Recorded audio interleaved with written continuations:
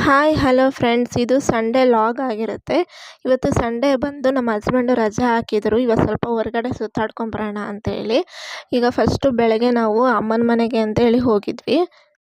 ಅಮ್ಮ ಇವತ್ತು ಮಾರ್ನಿಂಗ್ ಟಿಫನ್ಗೆ ಅಂತೇಳಿ ಚಪಾತಿ ಹಾಗೆ ಎಗ್ ಹಾಕಿ ಪಲ್ಯನ ಮಾಡಿಕೊಟ್ಟಿದ್ರು.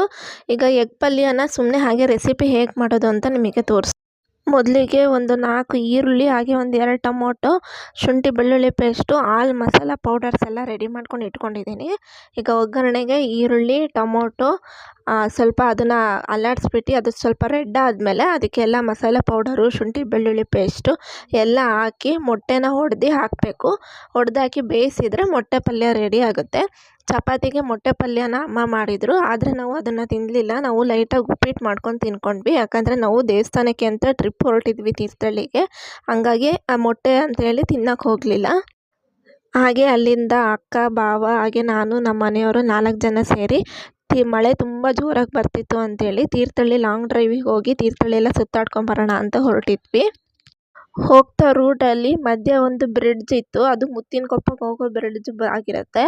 ಆ ಬ್ರಿಡ್ಜಲ್ಲಿ ಅಲ್ಲೇ ಇಳಿಸಿ ಫೋಟೋಶೂಟ್ ಎಲ್ಲ ಮಾಡ್ಕೊಳ್ಳೋಣ ಅಂಥೇಳಿ ವ್ಯೂಸ್ ಎಲ್ಲ ತುಂಬ ಚೆನ್ನಾಗಿತ್ತು. ಅಲ್ಲೇ ಫೋಟೋಶೂಟ್ ಎಲ್ಲ ಮಾಡಿಕೊಂಡು ಅಲ್ಲೇ ಸ್ವಲ್ಪ ಟೈಮ್ ಸ್ಪೆಂಡ್ ಮಾಡಿಕೊಂಡು ಮತ್ತೆ ಅಲ್ಲಿಂದ ಟ್ರಾವೆಲ್ ಶುರು ಮಾಡಿದ್ವಿ. ಅಲ್ಲಿಂದ ಸೀದಾ ತೀರ್ಥಹಳ್ಳಿಯಲ್ಲಿ ರಾಮೇಶ್ವರ ಟೆಂಪಲ್ಗೆ ಹೋಗಿದ್ವಿ.